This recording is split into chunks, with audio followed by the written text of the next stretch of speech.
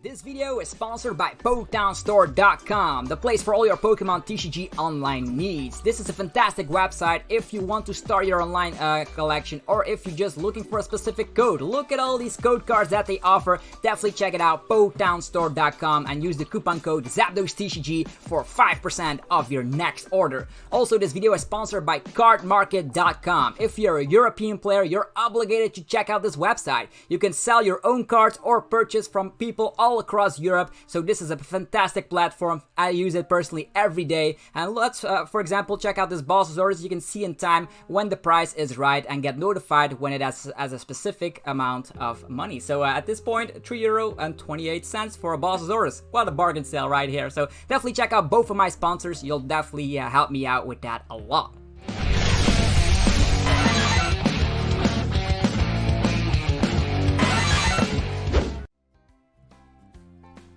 What's up YouTube, it's ZapdosTCG here and welcome back to another TCG video on my channel. In this video, we're actually going to be checking out the set list of Darkness Ablaze. We finally have the official set list and I'm actually going to be giving you a buy list. We did a post-rotation buy list for all the cards you should be getting into your binder to start the new season. And this is going to be in addition to that video with, of course, Darkness Ablaze. We're going to go through this video. I'm actually going to be going through a couple of the cards. I'm not going to go in full detail because we already did the top 20 best cards of the set.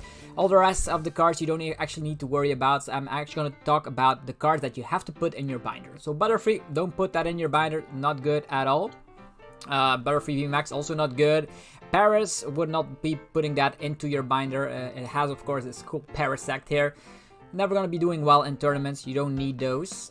Carnivine, also not good. You don't need it. We're gonna go over the entire set list, and I'm actually going to say which cards might be interesting. This is the semi-stage. We have the 3 monkeys, which could be a little bit nice because for a triple accelerated energy, you could smack 110, and if you hit for a reasonable weakness, this could be added into certain decks as a tech card. So if you want. You don't have to, but these don't cost a lot of money. Maybe you're opening up a booster box. I would save a 2-2 line of every one of these monkeys. Just because you never know when a specific weakness might become busted. For instance, Scorch VMAX will be very good. But Scorch VMAX does need to VMAX. So that means the Scorch V can be one-shotted thanks to the Semi-Pour. And that's going to be nice. This is hitting for grass weakness. So I do suggest getting a 2-2 line of Semi-Sage into your binder. We're going to talk about every significant amount of cards. So these Carablast, Shelmet, don't even put that into your binder. These go straight to the bulk pile. We also take a look at all the good artworks. Now we see here a Rowlet. I would suggest putting a 4-4-4 line of the new Decidueye line into your binder because this could be one of the archetypes that if the opponent is not expecting a Decidueye popping up and they don't have a specific counter for it, they will lose. Because I don't know if you've noticed, Rowlet goes into Dartrix, and I think you don't need a 4-4-4 line of Decidueye. Maybe a 4-3-4 line should be efficient because we do have rare candy in the format which skips this evolution line. But you never know, Vikavolt puts item lock around, so maybe you want the tick line of the Dartrix. But eventually you go into the Decidueye. We talked about this deck profile before on the channel. If you're a fan of this specific archetype, you definitely want 4-4-4 line in your binder because you want to be making decks with these kind of cards. And Decidueye had the Forced Camouflage, preventing all damage done to it by the attacks of the opponent's V Pokemon as well as Pokemon GX. And V Pokemon also states V Max. So it is invincible for damage from those specific Pokemon, which is good because the metagame will be determined by big V Maxes in general. And being invincible for damage output will be fantastic. It reminds me a little bit of Obstagoon. If people were not playing evolutions, they were done for because Obstagoon blocked damage done to it by basics. It's pretty similar. If the opponent is not playing one prize Pokemon, they will punish and get punished, and they definitely need to attack against this, otherwise they will lose. So Decidueye, very great archetype, very fond of this one prize deck in general. So definitely get yourself some of these. Moving forward, we have Bounsweet, not good. Steenie, not good. What else? The Tsarina, also not good. Wimpod, I do suggest getting a 2-2 line of the Galisipod. Golisopod may not be good right now, but let's say a very popular tier 1 archetype comes out that is weak against grass, then this card will see more play because the adversity slash slaps 30 damage plus 50 more for every one of the opponent's V Pokemon and GXs that they have in play, and this could stack up very well. Reminds us a lot of back in the days. There was also a card that did that for every EX. I think it was Salamence. Was it EX? Salamence EX? Yeah, it could be the case. So this could be very nice and could stack up immensely. Also reminds me of the Jigglypuff and the Mega Lopunny. That is also a tag team that does more damage depending on GXs. Same scenario, we have Twin Energy. It is a stage 1, very easy to get out. We have Evolution Incense. We have good ways to get this out. So might see some play if Grass Weakness becomes more of a liability. Let's say you are up against a water deck that is now weak against grass, and it's the best deck in the format, then this might see some play. So a 2-2 line of Golisopod, put that into your binder. So for the grass category, we have a 2-2 line of Simisage, we have a 4-4-4 line of the Decidueye, and a 2-2 line of Golisopod. Moving forward, we're going to do the fire archetypes, Charizard and Charizard VMAX. I would not put that into your binder. Some people are fond of Charizard VMAX. I could understand that. If you want to be making that deck, be my guest, but it's overshadowed by Centiskorch VMAX in the long run, so you don't need to put more money into the set than necessary. Houndoom V might be fun with Spike Mud, but I would not get copies in my binder. We have a very cool looking Blaziken, which hits for fire and fighting weakness simultaneously with a dual type ability. Would not be putting that into my binder because generally stage 2s are very hard to get out. The only way that stage 2s are very good is in the form of very powerful abilities like the Decidueye. This is good for 2 typings. You hit weakness against Zacian, you hit weakness against Eternatus, but even with hitting the weakness against Eternatus, you still are not one-shotting it. It's a stage 2, and we saw that the Gallade back in the days having a Psychic and a Fighting type also did not do successful, so don't get yourself Blazikens in your binder. It's not necessary. Heatran here, I wouldn't put it in my binder. Skip that. It's a good one prizer though, but there are better ones out there. Okay, here we have Simisear. Put a 2-2 line of this in your binder. I do love stage 1 tech cards. I myself played Frostlass Lucario at the World Championships and did quite well. So that means that hitting for weakness has always been quite relevant in the Pokemon trading card game. So putting this in the deck, if you're playing triple accelerated energy, could be nice. Hitting weakness against Zacian, for instance. There's Galarian Darmanitan, which is not good. Cannot even make use of Frostmoth, so don't put that into your binder. Also a no-go for Lara Volcarona. Hitting 80 for 1 energy might seem nice, but with Welder in the format, I would rather play something else that dishes out more damage. So scratch Volcarona, Fletchinder, going eventually into the Talonflame. Also not good, to be honest. Don't put it in your binder. Also see, yeah, here's Centiskorch VMAX. I suggest getting a full... how can I put a 3-3 line of Centiskorch VMAX to start off with? This should be fine as it is because we do have Quick Ball in our format. But getting that, you don't even need that first turn attachment since we do have Welder. So a 3-3 line of Centiskorch VMAX, or maybe even a 4-3 line of Centiskorch VMAX if you want to have a ticker line. Put that into your binder because this is going to be part of one of the best decks in the format, mark my words. Centiskorch VMAX, we talked about it very in detail on my channel before. Definitely check that video out if you're interested in seeing how the deck functions. Next up, we're going to be putting 4 copies of Galarian Mr. Rhyme into our binder because this is part of the Mad Party deck. Mad Party could be like a tier 2 archetype that could become better with time if even more Mad Party Pokemon get released, or if certain puzzle pieces fit perfectly in the format. So Mad Party reminds us of Night March back in the days. I suggest putting 1 copy of Suicune into your deck, maybe even 2 if you're playing a water decks, because this is going to be nice with, of course, Frostmoth. You slapped 130 damage as a 1 prizer. We do lose Volcanion Prism Star, and this could be helping out smacking damage against things like the Decidueye, while you get 2 energies back in the hand to reaccelerate them back with Frostmoth. Suicune, pretty good 1 prize attacking Pokemon. Suggesting putting a 2-2 line of Milotic into your deck.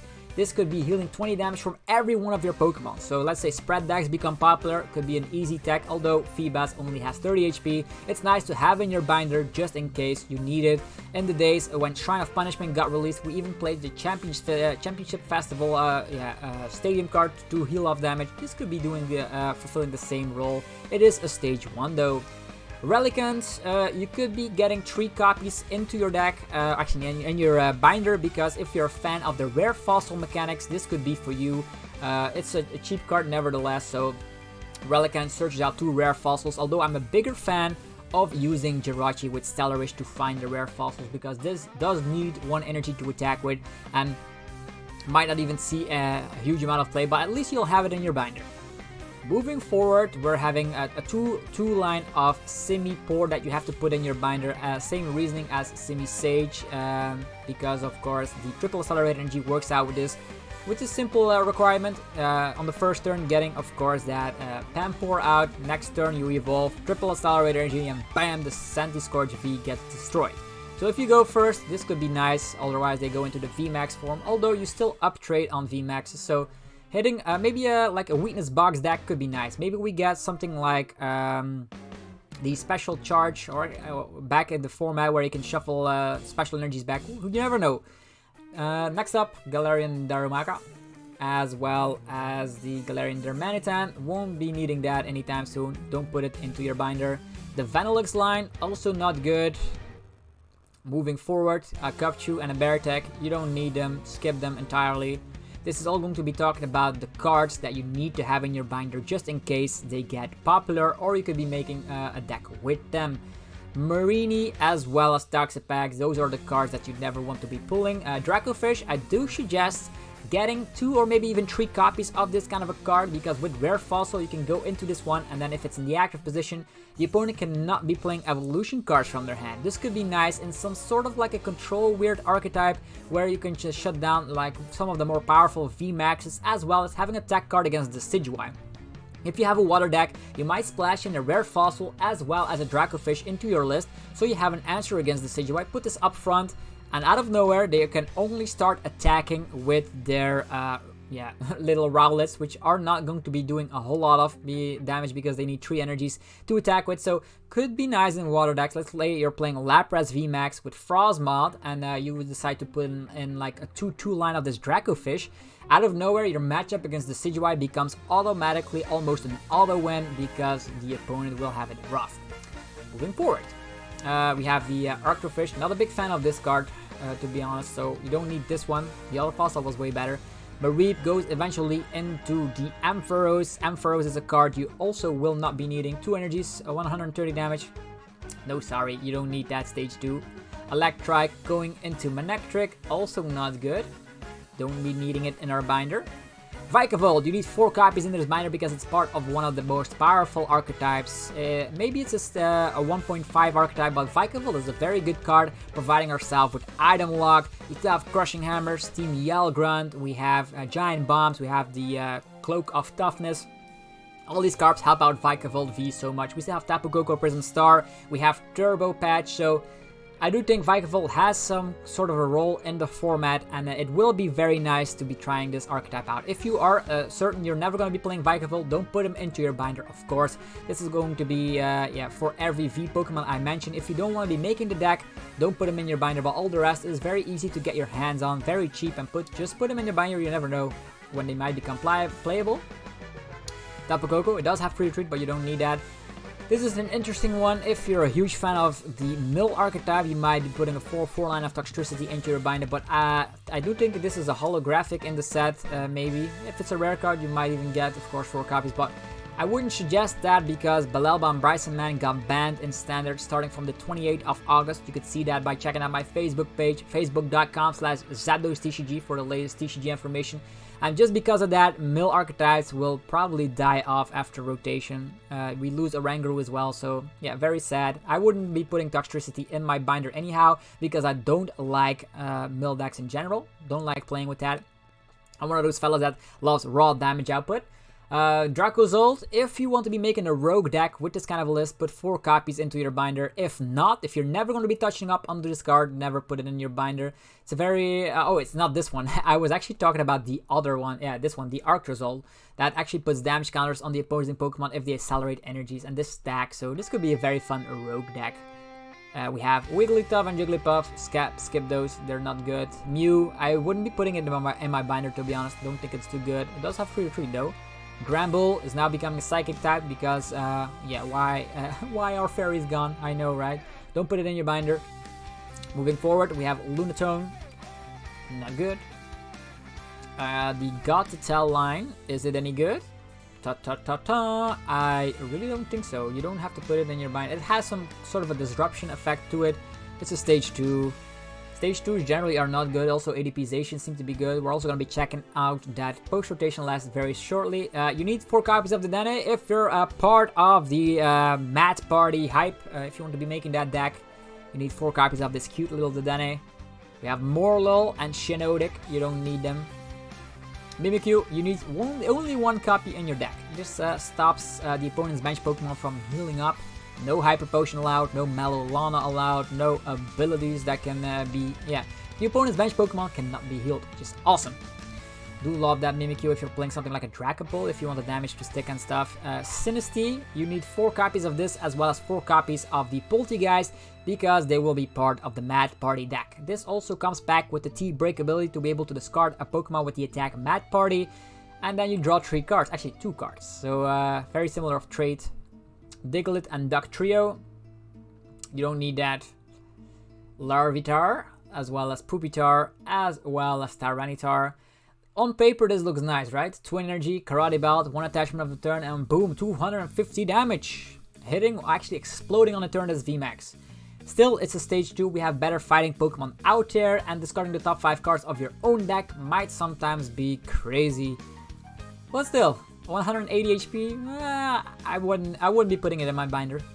Trapinch goes into Vibrava, eventually making it all the way to Flygon. It is not good because the opponent has control. This ability, yeah, it states here if your opponent has a Stadium card in play, discard it, and then if you do, we become invincible for everything, right?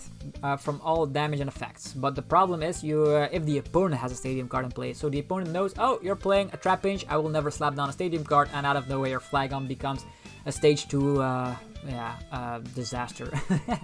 Moving forward, Solrock. I would not be putting this into my binder. It could be nice to get rid of certain resistance to hit the numbers, but that's only working out against certain archetypes, and that clunks up your deck entirely.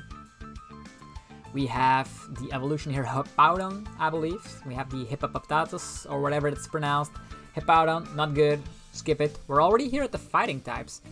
Rhyperior V, skip that. I'm not a big fan of Rhyperior V. It's like overshadowed by Sandaconda V, to be honest. Sandaconda V way better. Works out very good with Colossal, by the way. A Call for Family Pokemon. We've seen this working out with the Chandelure decks.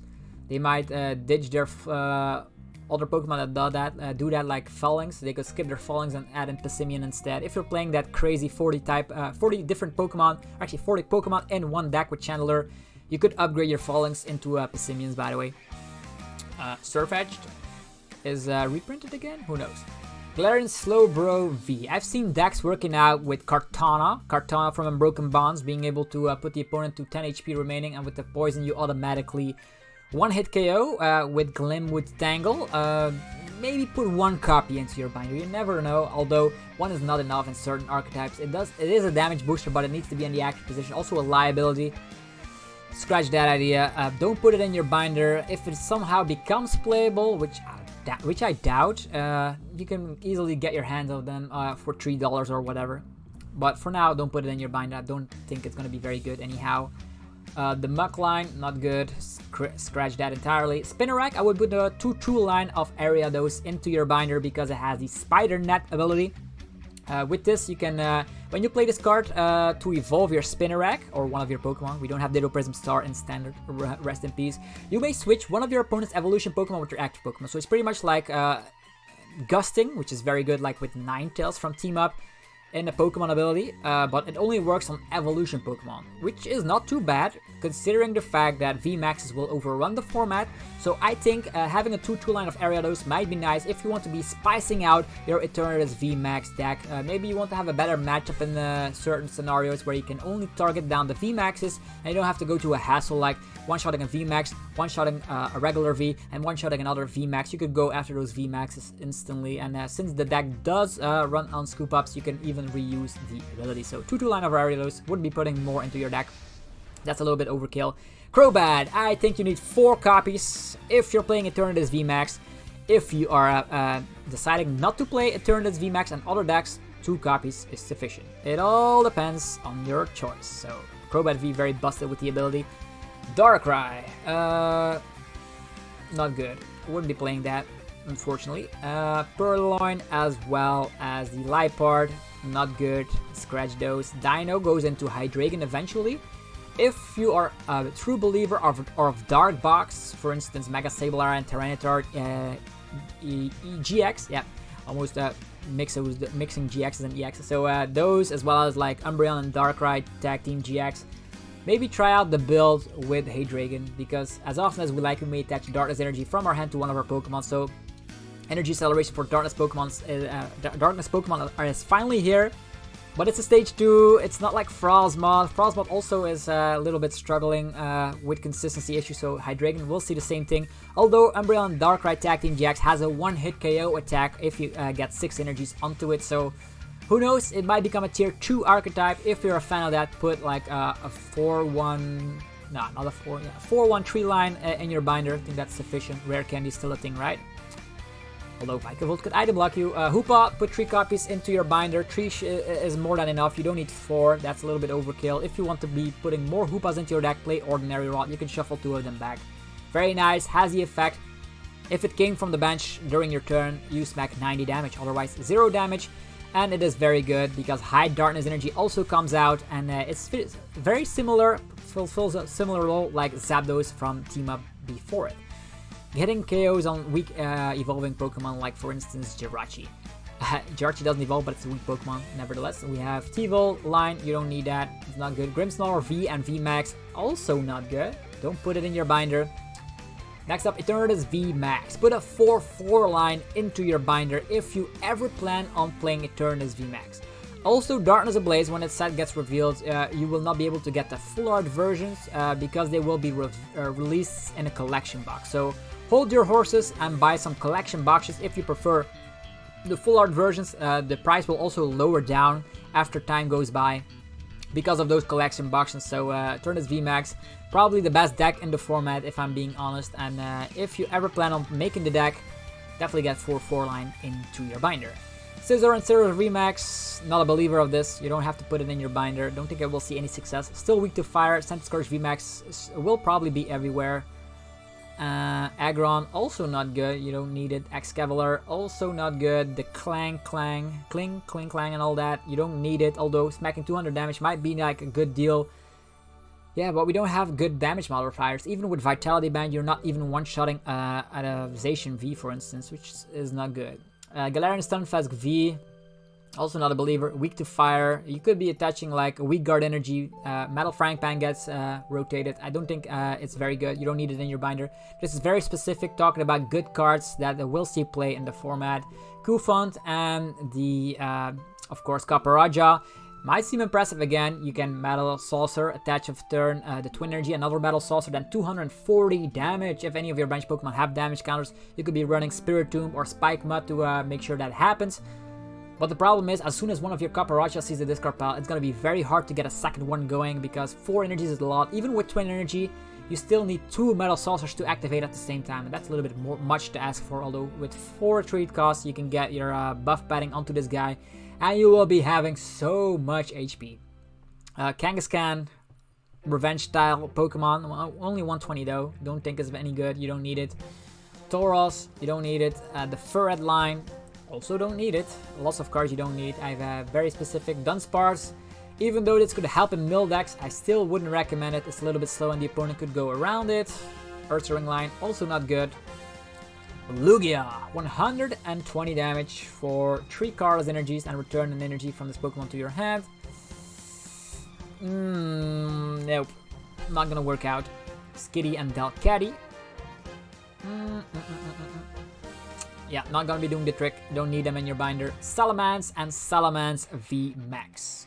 It's an archetype of its own, but I expect this to be a tier 2 or tier 2.5 archetype. I know people could be hyped for Salamence VMAX. You could be running a spread deck, but people can counter that easily thanks to Mew from Unbroken Bonds, and that's the reason the spread deck will never work. Also, Salaman's VMAX, it might hit 240. You could be running powerful Carlos energies and triple accelerated energies, or even Porygon Z, as we've seen in the deck profile on my channel. But there's better options out there. Why aren't you playing like Eternatus VMAX, which for 2 energies can do the exact same thing but dish out more damage? Yeah, Salaman's VMAX. I wouldn't put it in my binder. I wouldn't even play it, to be honest. It's a very nice tier 2 archetype, so if you have the cards you could be playing it out, but there are better tier 1 archetypes out there. Staraptor, you don't need that. Ducklet going into the Swanna, you don't need that, although the Swanna can attack for 0 energies if you played Birdkeeper. Bumblebee, you need 4 copies because it's part of the Mad Party deck. This is very good. It reminds me a lot of like Alice in Wonderland. You need all your bunnies, all your other Pokemon out there in your deck. Fletching Scovit. Greedent, people might be a fan of Greedent. Hit and run, you smack 100 damage for 2 energy, and then you turn this Pokemon and all cards attached to it to your hand. Why am I not a big fan of this? Because Marnie and Reset Stamp are in the format, so you're better off playing something like the Behemoth, which for a triple accelerated energy can actually item lock and smack 90 damage. So that's why I'm not a big fan of this. This is the better hit and run deck, the item lock in combination with Lily's Pokédoll and all that good stuff. So not too big of a fan of Greedent, although you could be trying it out. I wouldn't be putting it in my binder. We're almost through all of the Pokemon, which is nice. I think Corviknight might see some niche play, but I wouldn't be putting it in the binder because it's very, very niche. And now to the trainer cards, I would be suggesting getting 3 Parasols into your binder. Actually, every trainer card, 4 off is probably the best thing. Just have a 4 off. Although, if I'm being completely honest, 3 big Parasols, 0 of these guys, not cool. Birdkeeper, 3 copies. Cape of Toughness, 4 copies. This is gonna be a busted card, although 3 copies should be more than efficient, right? I don't think every deck probably run a 3 of maximum of the Cape of Toughness. Familiar Bell, yeah, put 4 copies in your deck. You never know when it comes better. Glimmutangle, 4 copies. Certain decks will probably rely on the coin flip. Kabu, 0, I'm not a fan of that card. Old PC, 0, you don't need that, very poor. Pierce, 3, yeah, put 4 copies in your binder, you never know when it might become handy. Pokemon Breeders Nurturing, which is pretty similar, like 2 Evolution Incense at once. I am not a big fan of this, scratch that. Rare Fossil, 4 copies, you never know when the fossil mechanic actually works out if we get better cards. Rose, 4 copies. Certain archetypes will completely rely on this, running on the Silvally engine, Silvally Jax. Using Rose, accelerating energy, use Silvally Disc Reload to get cards back. So Rose, very good. Or the Rose Tower Stadium card, 4 copies as well. Spike Mud, 4 copies. The Struggling Gloves, this is very, very, very niche. Just put 4 copies in your binder because it's cheap and you never know when it might become very nice. It actually makes sure that you hit more damage. For instance, you hit more damage depending on if you're hitting a Pokemon that is the same type as your weakness. For instance, if Dracopult hits an Eternatus, you hit 30 more damage. Could be relevant in certain scenarios when you don't hit the numbers. For instance, let's say Charizard is weak to water, you hit Lapras. Thanks to the Struggle Gloves, you can actually do one-shot Lapras VMAX, for instance. Turbo Patch, 4 copies, one of the best cards of the set. I know it's on a coin flip, but accelerating energies is very good. Yellhorn, each player is now confused. I would be putting 4 copies in your binder because this could be helping out certain archetypes. In the past, we've seen that Machamp EX dishes out more damage if it's confused or something like that, and it didn't have to flip for confusing. You never know when it might become handy. It's kind of like those annoying tool cards, actually trainer cards. 4 copies of Heat Fire Energy providing more HP, 4 copies of High Darkness Energy providing free retreat. We have 4 copies of Powerful Carlos Energy that you need to have in your binder. Special energies in general are good.